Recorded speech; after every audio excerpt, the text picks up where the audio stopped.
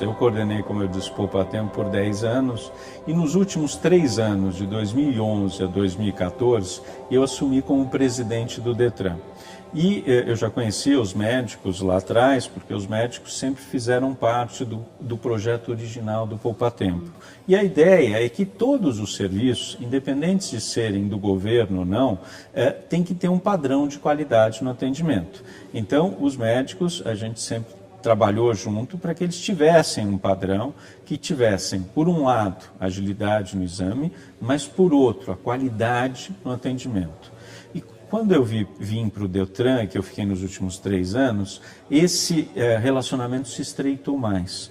E nós percebemos que até mais importante do que a rapidez no atendimento dos médicos é a qualidade do exame. E conversando muito com a Abramet, que tem sido parceira desde o início, nós conversamos da importância dos médicos, de discutir com eles não só o objetivo de fazer uma quantidade grande de exames, mas principalmente avaliar se aquele cidadão tem condições, está apto a dirigir.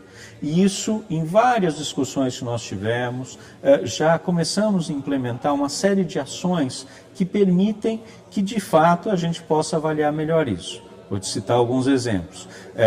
Palestras que a Abramet tem feito e nós do Detran, em conjunto com a Abramet, chamamos praticamente todos os médicos para que eles pudessem se reciclar, né? Ouvir da importância da participação deles, ouvir que eles estão atendendo um cidadão que muitas vezes não tem como fazer outra consulta médica em muitos anos e permite que essa consulta identifique eventuais problemas de saúde, possa também fazer com que a gente de fato avalie, né, se esse cidadão tem condições, e quem pode fazer isso é o médico. O médico é muito bem quisto, é muito bem visto pela população. O médico tem um papel essencial, né? Como se fosse um padre, como se fosse um analista, como se fosse uma pessoa que possa dar conselhos, né? Que possa ajudar a pessoa, inclusive, a repensar alguns hábitos, né? Quantas pessoas mudam hábitos quando conversam com o médico que está ali disponível para isso? Então, é esse trabalho que a gente quer continuar e cada vez mais incrementar com todos os médicos do Estado de São Paulo que cuidam dessa parte de educação para o trânsito. E os médicos têm que ter toda a liberdade, toda a autonomia para trabalhar bem, seja dentro e seja fora do Poupatempo, né? Seja dentro, seja fora do Detran. Nós estamos também trabalhando muito com os médicos com o objetivo de, o quanto antes, a gente conseguir ter um sistema que permita ter uma divisão equitativa de fato, né? O sistema que existe hoje ainda é muito falho. Então, nós temos trabalhado nesse sentido. Trabalhamos juntos também para que a gente possa ter um tempo mínimo de atendimento, para que com isso o médico não pense só em correr para atender mais pessoas, e sim faça um bom atendimento. Ou seja, a gente quer dar todo o respaldo possível para que esse médico possa atender bem e possa atender com qualidade, né? E isso por quê? Porque a gente sabe, né, que é o que você falou. As pessoas morrem muito. O Brasil é o 4º país do mundo onde mais se morre no trânsito. É uma epidemia. Os dados são... É um problema de saúde pública, é mais do que guerras. Por ano, a gente não tem os dados exatos, porque eles variam de um lugar para o outro, mas em torno de 50 mil pessoas morrendo no trânsito. É um absurdo isso, é um absurdo.